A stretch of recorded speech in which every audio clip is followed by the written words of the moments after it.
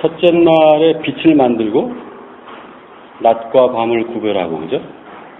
둘째 날에 하늘을 만들죠. 셋째 날에 땅이 나타나게 하시고 그 땅에서 야채, 씨 맺는 채소, 그리고 씨 가진 열매 맺는 나무를 나오게 하시는 것 12절까지.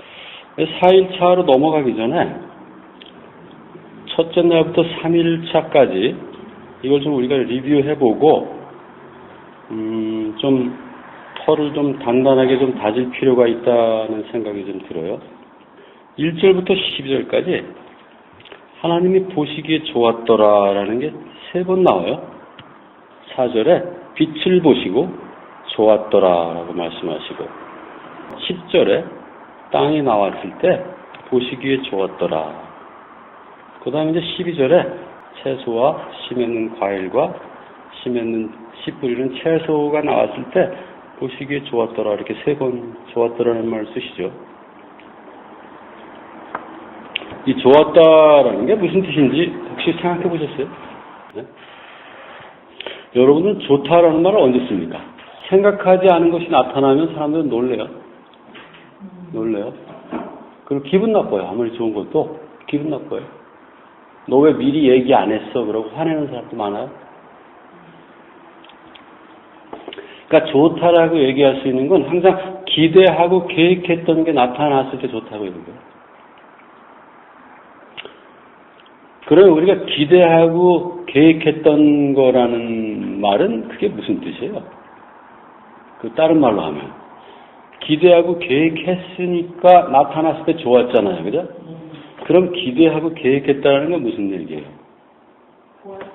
그렇죠. 그 장차 나타날 걸 이미 본 거예요. 이미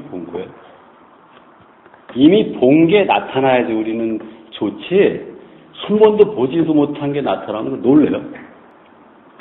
그러니까 이 좋다라는 것은 우리가 미리 본 것이 눈앞에 나타났을 때 좋다. 감각을 통해서 우리 앞에 객관적인 존재로 나타났을 때 우리는 그 좋다는 인식의 대상으로 우리는 인식하게 되는 거죠. 그 나쁜 거는 왜 나올까요? 나쁜 것도 똑같은 논리로 내가 본 게 나오는 거예요. 내가 본 게 반드시 나오게 돼 있어요. 그죠? 그렇게 사실은 나쁜 게 나타났을 때 사람들이 놀라지 않는 게 당연한 거예요, 원래. 근데 어떤 사람도 놀래잖아요, 또. 자기가 본 게 나타났는데도 막 놀래요. 설마 이게 나타날까 생각해요, 설마. 그러니까 이 기술, 이 창조의 기술은 창조자로서 이제까지 그 창조의 기술을 마음껏 발휘해가면서 이제까지 살아온 거예요. 근데 그거를 좋은 것으로 발휘했는지 나쁜 것으로 발휘했는지의 차이만 있는 거예요. 그죠? 그러니까 우리가 이 창조의 기술자, 아주 능숙한 기술자가 되려면 나쁜 걸 창조하면 안 돼요. 하나님이 보시기에 좋았더라라는 건 그러면 하나님의 그 창조의 그 원리, 그죠? 창조의 원리를 우리는 알 수 있죠. 그죠? 먼저 보고 그리고 나타나면 그걸 기뻐하는 거죠. 그죠? 그러니까 우리가 창조의 삶을 살아갈 때 가장 기본이 되는 원칙이죠.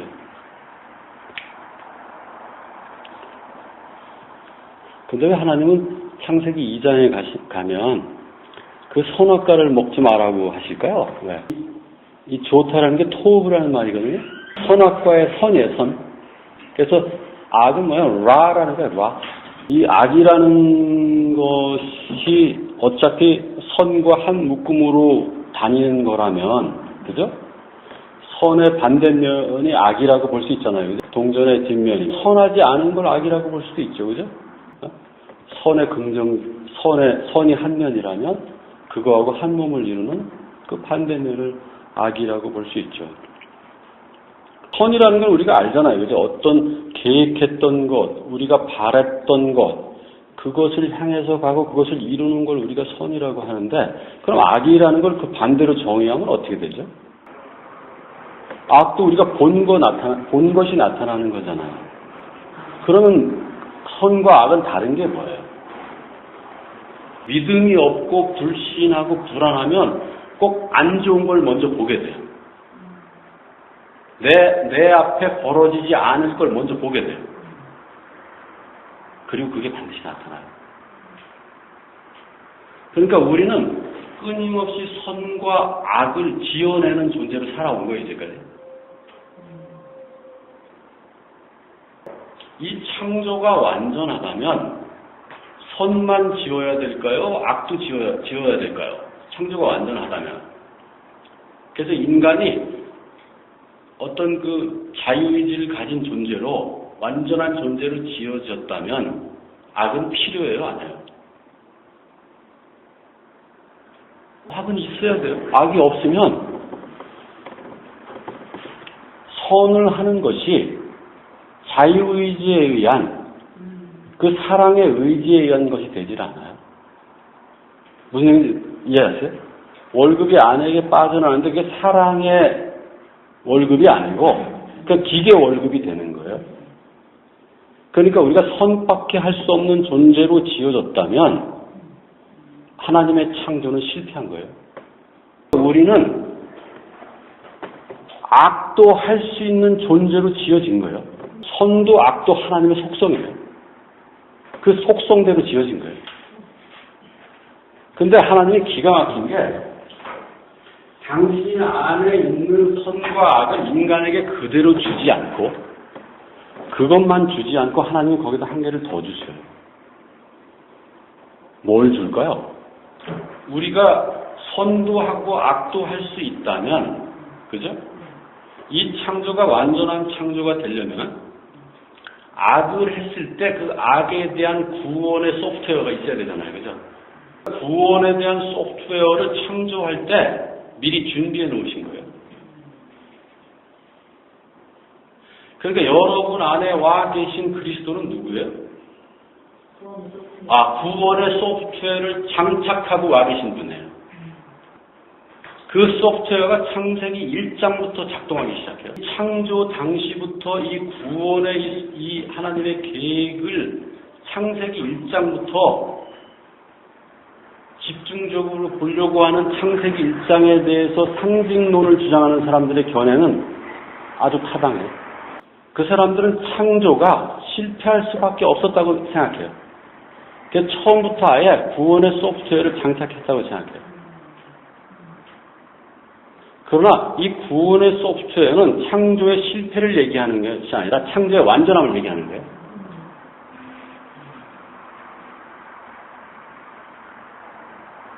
그 구원의 소프트웨어가 어디 있냐면 10절하고 11절에 나타나요. 이 죽음의 물, 지금 창세기 1장에 나타나는 물은 말이죠. 생명의 물이 아니에요, 이거는. 생명의 물은 언제 나타나냐면 창세기 2장에 가서 나타나요. 창세기 1장에 나타나는 이 물은 죽음의 물이라고. 이 죽음의 물 속에서 이 죽음의 물을 끌어당겨서 품고 있는 존재로 10절에 나타나고 11절에는 어떤 존재로 나타나냐면 그 땅 속에 묻혀있는 그 씨앗의 존재로 나타나요. 그러니까 이 물 속에 묻혀있는 존재와 이 땅 속에 묻혀있는 존재는 생명이면서, 그죠? 이 생명을 나타나게 하는 그 생명의 근원이면서 동시에 장차 그 씨앗이 열매로 맺어질 때 구원의 존재로 나타날 존재로 메타포되고 있는 거예요. 이 씨앗이 지금은 죽어서 그냥 생명을 주지만 나중에 이 씨앗이 부활하면 열매로 맺어질 때 이 죽은 존재들, 그죠? 생명이라고 생각하면서 사실상 죽어있는 존재들을 진짜 살아있는 존재들도 만들 거라는 그 구원을 메타포하고 있는 거예요.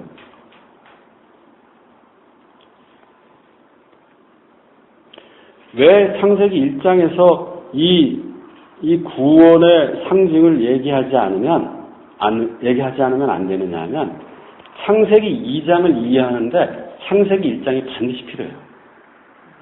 그래서 창세기 1장을 대충 넘기고 창세기 2장을 이해하려고 하면 불가능해요. 이해하는 게.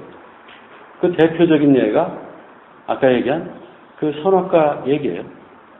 그러니까 창세기 1장은 좋은 것만 창조하듯이 돼 있지만 하나님은 뭘 아시는 거냐 하면 이미 창세기 2장에 나타날 나쁜 것을 창조하는 인간들에 대한 구원의 계획을 이 메인 소프트웨어 옆에다가 창조의 메인 소프트웨어 옆에다가 구원의 이 보조 소프트웨어를 붙여놓은 거예요. 11절에 보면 땅이 마치 맺는 채소와 그 씨 가진 열매 맺는 나무, 열매를 만드는 나무를 땅이 내는 것처럼 돼 있잖아요. 1장에서 하나님이 직접 만드시는 것처럼 기술되어 있는 건 한 3가지밖에 안 된다 그랬죠. 그죠? 나머지는 다 뭐가 내요? 땅이 내고 물이 낸다고요. 그죠? 그래서 공중에 나는 새와 그리고 바닷속 생물은 물이 내죠. 물이. 바다가 내고.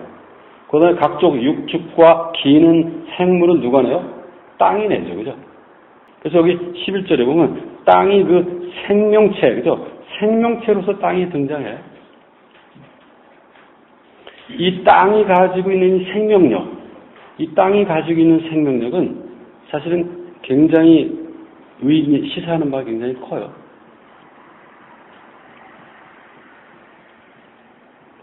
땅에서 생물이 나오고 동물이 나오고 땅에서 이렇게 식물이 나온다는 것, 이것이 우리에게 얘기하려고 하는 말은 뭘까요, 이게? 왜 땅에서 그런 생물이 나올까요? 그럼 왜 살아있는 생명이 나올까요? 유대인들의 이 우주관을 보면 말이죠. 이 땅은 물 위에 떠 있다고 생각해요.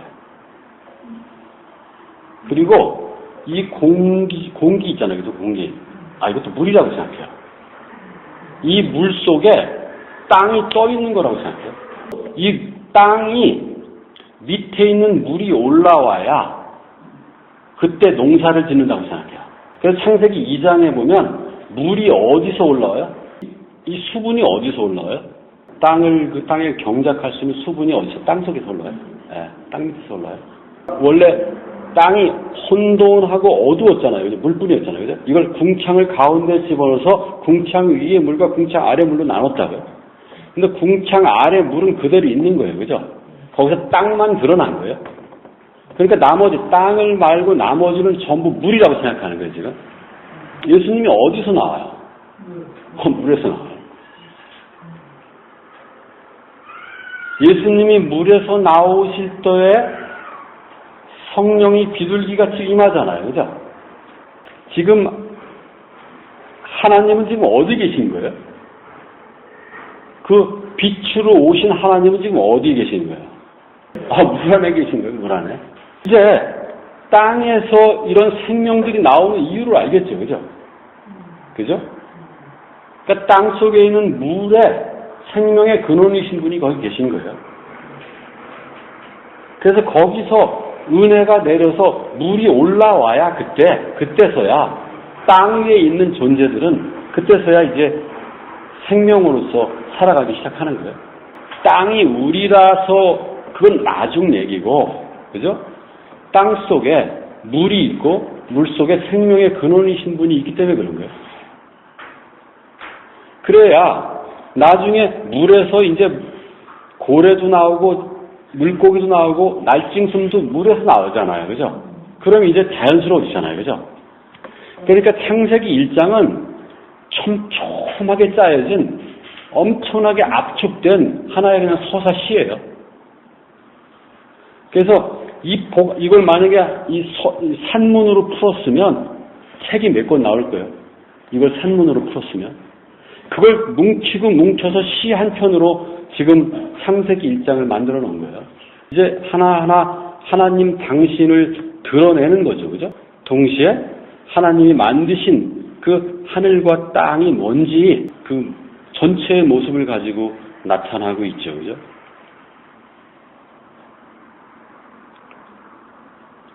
자, 하나님이 만약에 창세기 1장을 당신을 나타내기 위한 거라고, 당신을 드러내는 자기소개서라고 우리가 얘기를 했잖아요. 그러면 자기를 소개하시는 하나님이 어떠한 모습일 것 같아요? 하나님이 뭐라고 우리에게 속삭이시냐 하면, 얘야, 네가 창조자로서 살아가는 원칙을 내가 얘기해 줄게. 너에게 네가 그리스도로서 살아가는 그 창조의 원칙을 얘기해 줄게. 그대로 따라서 해. 이걸 얘기를 하는 거예요. 그러니까 창세기 1장을 읽고 나서 내가 창조자로서 창조의 원칙을 이해하지 못하고 그냥 하나님이 대단한 일을 하셨군요 하면 그 사람은 창세기 1장을 읽는 것에 실패한 거예요. 여러분들이 갓난에 여러분들이 애를 낳았어요. 그 애에게 여러분들을 소개할 때 여러분들은 어떻게 소개합니까? 거기에 책 한 권이 들어가 있다니까. 내가 엄마다라는 구석에 책 한 권이 들어가 있다고. 여러분들은 그냥 내가 엄마다라고 했지만 거기에는 엄청난 이 스토리가 들어가 있다니까. 뭘 가르쳐줬을 거예요, 여러분들이. 제일 처음에 뭘 가르쳐줬겠어요, 그 애한테. 창세기 1장도 똑같은 얘기예요. 하나님 우리에게 축하해. 잘 살아. 너 멋진 삶을 살 거야. 네가 이렇게 태어나줘서 고마워. 이 얘기를 하는 거예요. 창세기 1장 우리에게. 사실 그 1일부터 3일이라는 게 굉장히 중요해요. 왜냐하면 4일부터 5, 6일은 1일부터 3일을 반복하는 거예요. 어느 정도 반복하는 의미가 강해요. 왜냐하면 1일차에 빛을 만들고 4일차에 또 해와 달과 별을 만들잖아요. 그죠? 2일차에 하늘을 만들고 저 바다를 만들고 물고기를 바다에다 만들고 공중에다가 새를 만든다고 2일차에. 근데 그게 5일차죠. 그죠? 그 6일차는 뭐예요? 땅에서 뭐를 집어넣어요? 거기다? 동물을 집어넣고 거기다 인간도 집어넣는 거예요. 자, 14절에 보면 하늘에 이 해와 달과 별을 만드신 이유는 첫째는 뭐예요? 낮과 밤을 구분하기 위해서. 둘째는 표적으로 존재하기 위해서. 셋째는 계절을 위해서. 넷째는 날을 위해서. 다섯째는 년을 위해서. 여섯째는 땅에 빛을 보내기 위해서. 그죠? 여섯 개의 목적이 있었네요. 그죠? 4일차의 작업과 1일차의 작업은 근본적으로 어떤 차이가 있는 것 같아요? 이 광명체라는 게 무슨 뜻인 것 같아요? 그 광명체를 공창에다 두는 이유는 뭐예요? 땅을 비추는 거죠. 그죠? 사람들은 하늘의 광명체를 보면 광명체를 어떻게 이해해요? 보통 사람들은. 여러분들은 해와 달과 별을 보면 어떻게 이해합니까? 보통. 이해했습니까? 이렇게. 그러니까 1절 이 첫째 날과 넷째 날을 같이 봐야 돼요. 모세는 지금 뭐라고 얘기하냐면 하늘의 광명체는 그건 신이 아니야 라는 얘기를 하는 거예요. 너희들은 하늘의 별과 하늘의 해와 달을 그 당시에는 신으로 숭배했다고. 그러니까 하늘의 광명체는 이건 신이 아니라 그냥 피조물이야 이렇게 얘기하는 거예요. 그게 첫째 전제가 돼야 돼요. 그러니까 모세는 이 광명체를 빛을 반사하는 반사체로 본 거예요. 빛 자체가 아닌 걸 본 거예요. 모세는 이건 하나님이 아니야. 이건 빛 자체가 아니야 라고 얘기하는 거예요. 그러면 하나님은 지금 어디 있는 거예요? 이 빛 대신 하나님은 어디 있는 거예요? 이게 하늘에 있는 발광체가 빛 자체가 아니라 빛은 어디 있는 거예요? 발광체하고 정면으로 있어야 되잖아. 그죠? 그럼 어디 있는 거예요? 속에 있어야 되는 거예요. 물 속에 있어야 되는 거예요. 땅은 그냥 물 위에 동동 떠 있다고 했잖아. 그러니까 이게 전부 다 궁창이잖아. 이게 전부 다. 이게 전부 다 궁창이라고 보면, 그죠? 사실은 이 물 속에 있어야 되는 거지. 그래야 발광체로서 기능을 할 수가 있는 거죠. 그죠? 이 생명의 근원이 물 속에 있다라는 거예요. 근데 이건 과학적으로도 맞을 수 있어요. 모든 그 생물학적 진화론을 주장하는 사람들이 생명체는 바다에서 나왔다고 얘기해요. 하나님이 당신을 여러분에게 드러내면서 당신이 만든 하늘과 땅의 본체를 여러분에게 드러내는 거예요. 빛 대신 하나님은 그 물 속에 있으면서 그럼 하늘에 있는 발광체는 뭘 생각나게 하는 거예요? 그 빛을 생각나게 하는 거예요. 그래서 표적인 거예요. 그러니까 우리는 빛을 보면 이 발광체를 보면 발광체를 섬기고, 그 발광체를 섬기고, 거기서 어떤 암시를 얻어서 인생을 살아가려고 하지 말고, 내 안에 있는 그 빛을 비춰주는 발광체를 그걸 바라봐야 돼요. 그게 올바른 신앙 태도예요. 표적이라는 건 그냥 가리키는 거예요. 내가 아니라 누굴 가리키는 거야. 표적은. 그러니까 예수님이 이 땅에 어린 아기로 오셨을 때 표적으로 오신 거예요. 표적으로. 그게 하나님이란 뜻이 아니라 네 안에 있는 하나님에 대한 표적으로 오신 거예요. 자, 우리 안에 있는 하나님에 대한 표적으로 하늘에 달과 해와 별을 마련해 놨잖아요. 그죠? 예수님도 이 땅에 그 표적으로 오신 거예요. 예수님이 뭐라 그래요? 어디 여기 그리스도가 있다 저기 그리스도가 있다면 가지 마라고 예수님이 얘기해요. 가지 마라고 얘기해요. 항상 가라는 얘기 안 해요. 여기 계절과 날수와 연수 이건 뭐 그냥 시간이라고 보면 돼요. 그죠? 제가 시간을 무시하라고 그러면 여러분들 납득은 좀 됩니까? 그러니까 내가 뭐 이루려고 하면 그때부터 저게 가기 시작해요. 근데 그걸 믿음으로 이루어진 걸 테이크하는 사람은 시간이 의미가 없어요. 예수님 시대에도 이 표적을 구하는 사람들이 있었어요. 그러니까 유일한 표적은 뭐예요? 요나의 표적이에요. 하나님이 너희 안에 장사 지냈다라는 그 표적 말고는 없어요. 그 표적은 언제 주어진 거예요? 창세기에 이미 주어진 거예요. 표적을 보면 여러분들은 항상 에고는 무슨 생각을 하냐면 거기 진짜가 있을 것 같아. 진짜는 여러분 안에 있는 거예요? 진짜는 여러분 안에 있다는 말을 받아들입니까? 진짜는 여러분 안에만 있는 거예요? 제발 좀 밖에서 이렇게 좀 찾으려고 하지 마세요. 자기 안에 있는 걸 자기가 원하는 걸 창조하는 거예요, 그냥 우리는. 누가 창조해 주길 바라고 그걸 거기 마음에 들어서 내가 거기 채택되길 이렇게 바라는 건 어리석은 거예요. 창조자가 창조자로서 살아야지 왜 자꾸 그냥 누가 창조한 세계에서 어떤 안락한 위치를 차지하길 자꾸 바라요.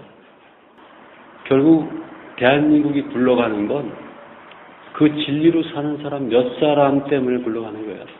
하나님은 그 생각으로 창조하는 거예요. 그럼 만드는 건 뭐예요? 만드는 거예요.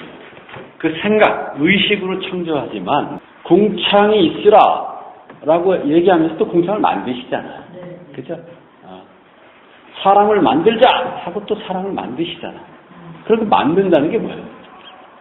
시간 개념을 빼놓으면 다 이루어졌잖아요. 그죠? 시간 속을 살아가는 에고는 믿음으로만 알고 있는 거지 어떤 사람은 맨날 놀기만 하잖아.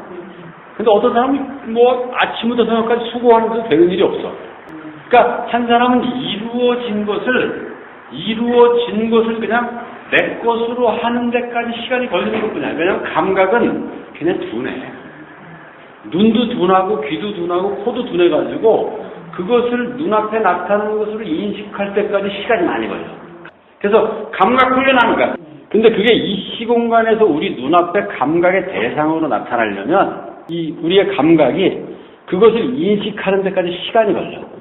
이미 만들어져 있는 것이 이 가상 공간에, 이 시간과 공간에 왔다 하더라도 우리는 그걸 인식하지 못할 수도 있고 인식할 때까지 시간이 걸릴 수도 있고 믿음이 강한 사람은 내가 봤어 그거를. 이미 봤어. 그러면 이 사람들이 하는 건 뭐냐면 쉬는 거예요. 더 이상 기도를 안 해.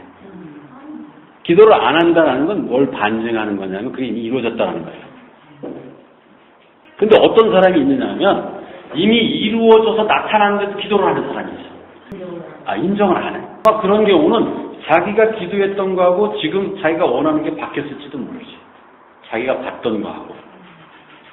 좀 더 욕심이 커졌을지도 몰라. 눈이 보고 냄새 맡고 만질 수 있으면 그건 반드시 이루어진 거예요. 그리고 그 다음부터는 기도를 안 해, 더 이상. 그리고 나중에 이게 나타나면 그냥 뭐 당연한 거지. 그걸 뭐 대단하게 받아들이질 않아요. 그 뭐 기적이 일어났네요. 뭐 이렇게 프로파간다 안 한다고. 우리가 기도해놓고 망각할 수도 있거든요. 그러나 금방 또 생각나. 놀랄 일까지는 없다고. 그 불안감에서 기도했던 것들, 두려움에서 기도했던 것, 그런 것들은 갑자기 나타나면 깜짝깜짝 놀랄 때가 있지. 그러나 그것도 가만히 생각해보면 내가 다 기도했던 거라고. 그러니까 우리가 지금 어떤 상황에 처했더라도 우리는 놀라면 안 돼요. 우리가 다 선택한 거고 우리가 기도했던 거예요. 우리가 다 봤던 거라고. 그러니까 그걸 마치 그냥 뭐 세상이 악해서 그렇다고 생각하면 안 돼요. 우리가 필요에 의해서 그걸 한 거예요. 그러니까 14절에도 나오고 18절에도 이 밤과 낮을 구분한다는 얘기가 계속 나오죠. 어둠과 밤을 구분한다. 이 얘기가 계속 나오죠. 그죠?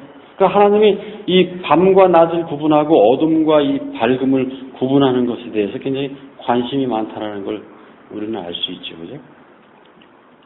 그리고 그 빛의 존재를 볼 때마다 하나님 그걸 굉장히 좋아하시죠. 그죠? 자, 이제 4일차까지 됐죠. 그죠?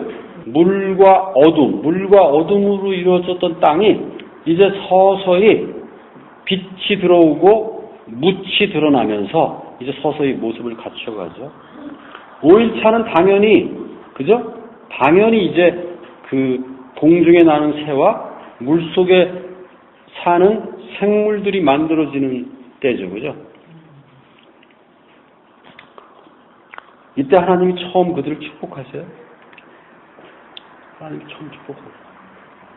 그래서 하나님이 그들을 축복한 장면이 22절에 나오죠. 그죠? 그래서 fruitful, 열매를 맺어라, multiply, 번식해라 이런 뜻이죠. 그죠? 그래서 물을 채우고 공중을 채워라 뭐 이런 뜻이에요. 그러니까 이 물뿐인 그곳에, 그러니까 공중도 물이잖아요. 물이라고 보자 이거예요. 그죠? 이 물뿐인 곳에 하나님이 이 새와 이 바닷고기를 이렇게 집어 넣으시는 거예요. 그리고 그걸 보시고 심히 좋았더라, 그리고 축복하시는 거죠. 그죠? 이 생물들, 바닷속 생물과 이 공중의 이 새, 이거하고 이 하나님하고의 관계는 어떤 관계인 것 같아요?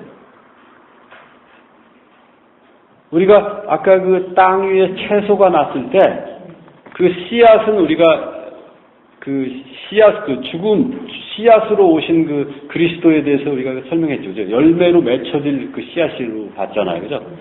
그럼 이 짐승들은 뭘로 보면 될 것 같아요? 빛은 곧 생명이에요. 그러니까 빛이 없으면 생명은 존재하지 않죠. 그죠? 빛이 있으면 반드시 빛과 생명은 같은 거예요.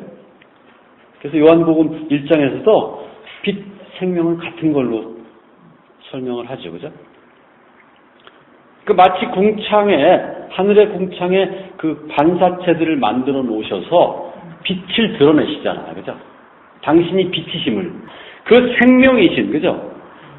아까 그 씨앗, 그 죽은 생명, 그 씨앗으로 나타난 것도 있었지만 이 동물들은 뭐예요? 움직이는 생명이에요. 움직이는 생명. 멈춰서서 땅속에 묻힌 생명이 아니라 앞으로 깨어날 생명이 아니라 이것은 돌아다니는 생명이죠. 그죠? 돌아다니는 생명. 그 돌아다니는 생명으로서 이 물속에 이걸 창조해 놓으신 거예요. 그걸 보시고 좋으셨다는 거예요. 하나님이 좋다 하는 건 사실은 다 보면 원래 땅 속에 있었던 것들이에요, 다. 창세기 1장 2절에 그 땅에 있었던 것들이에요, 다. 그죠? 왜냐하면 지금 이 바다 생물과 공중의 새들은 어디서 나와요? 물에서 나오잖아요, 그죠? 원래 물에 있었던 것들이에요.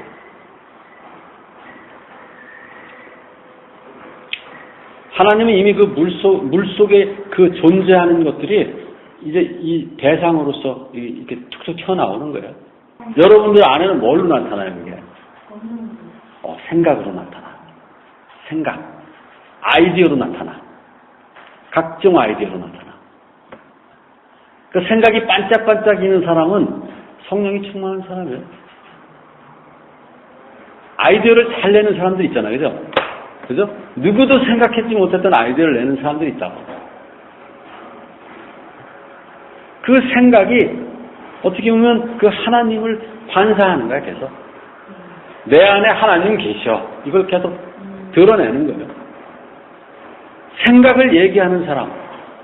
그 새롭고 아주 모든 사람을 상쾌하게 하는 그런 생각을 드러내는 사람이 있다고. 구리구리하고 뭐 음침하고 그런 게 아니라 모든 사람을 즐겁게 하고 어우 정말 멋진 생각이에요. 이런 말을 하는 사람이 있다니까. 그건 그 사람 안에 있는 그 생명과 진리와 그 빛을 드러내는 사람이거든. 그게 새와 물고기라고. 새와 물고기. 근데 거기 보면은 거기 뭐 좋은 새만 있고 좋은 물고기만 있는 게 아니라 뭐가 있어 여기 보면. 어? 여기 보면 뭐가 있어? 21절에 한번 보세요. 21절에 보면 고래라고 돼 있잖아. 따님이에요. 따님. 이 고래라고 돼 있어요. 큰 물고기가. 고래라고 돼. 킹제임스는 고래라고 돼 있는데 히브리어로는 이게 따님이라는 거거든. 이게 뭐냐면 용이에요. 용. 바다 짐승. 그래서 이게 나중에 예언서 같은 데 보면 그 사탄 용으로 나와요. 사탄 용으로 나와요. 그러니까 이 하나님의 창조 세계에서는 이것도 다 필요한 거예요. 이것도 다 보기에 좋았더라는 평가를 받던 것들이 이 시간과 이 공간에 들어오면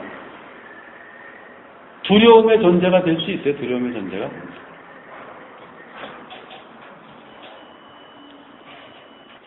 그러니까 모른다고 생각할 때 우리는 두렵다고.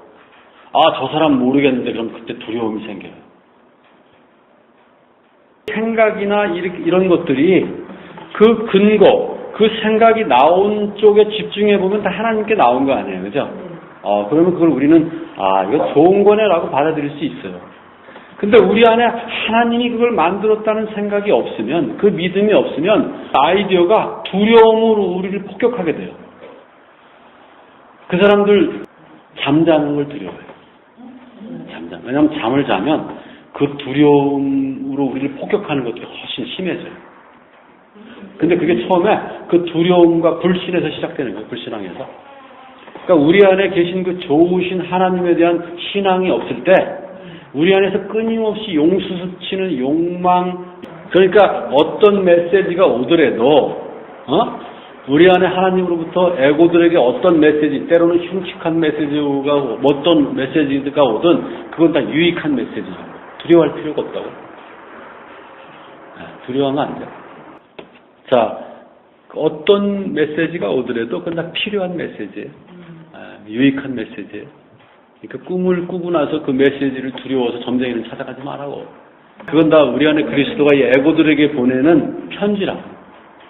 하도 말귀를 못 알아들으니까 때로는 좀 무서운 편지를 보내기도 해. 그러나 다 유익한 편지예요. 자, 오늘 여기까지 할까요? 5일차까지.